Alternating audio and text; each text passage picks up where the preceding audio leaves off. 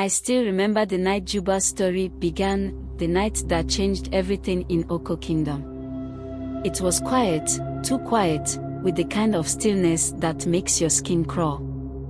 The moon was full, but its light felt colder than usual. Something about that night was wrong, though we didn't know it yet. Juba was a poor hunter. He lived at the edge of our village in a tiny hut made of mud and palm fronds. Everyone knew Juba. He was kind but unlucky. No matter how hard he worked, he could never seem to catch enough to trade for anything more than scraps. One day, while hunting deep in the forest, Juba returned later than usual. He came back with no game, no traps, nothing. But his face was different. There was a glow in his eyes, a restless kind of excitement, like someone who'd found gold but wasn't ready to share it. "I met her," he said, his voice barely above a whisper. "Met who?" someone asked, laughing. "The princess," Juba replied, and we all stopped. You see, Princess Ifeoma was the pride of Oko Kingdom. She was kind, gentle, and the king's only daughter. Everyone admired her, but no one outside the palace dared to even dream of her. Juba told us she had gotten lost while gathering herbs in the forest and that he had helped her find her way back to the palace. "It was like fate," Juba said. "She looked at me like no one ever has." We all laughed it off. "Juba, the princess doesn't marry hunters," someone teased. But Juba wasn't joking. That's when the strange things began. Juba stopped hunting.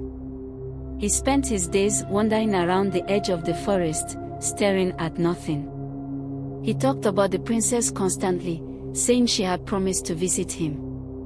At night, we'd hear him muttering her name in his sleep. Then, one evening, he came running into the village square, out of breath and wild-eyed.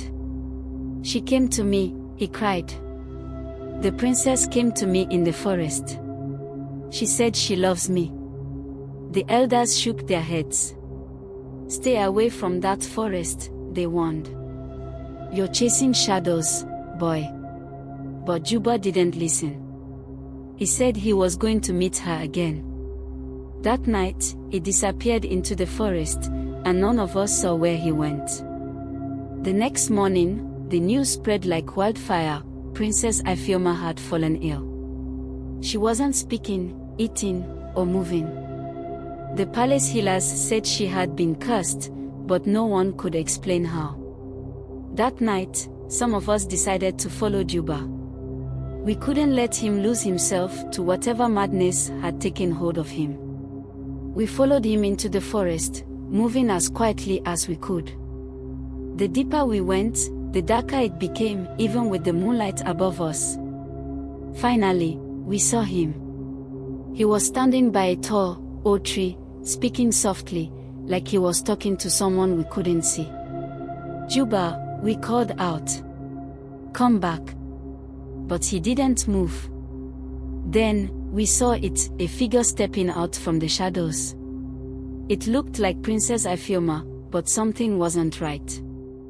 Her eyes were dull, and her smile didn't reach them. "Juba," she said, her voice soft and strange, "you came back for me." Juba reached for her hand, and the moment he touched her, the air around us grew colder. We ran to pull him back, but it was too late. The ground beneath the tree split open, and Juba was gone. The next day, the king announced that Princess Ifeoma had passed away in her sleep. Her body was laid to rest, but the elders said her spirit was taken by something in that forest. To this day, no one in Oko Kingdom goes near that tree. They say Juba's voice can still be heard on quiet nights, calling for the princess who could never truly be his.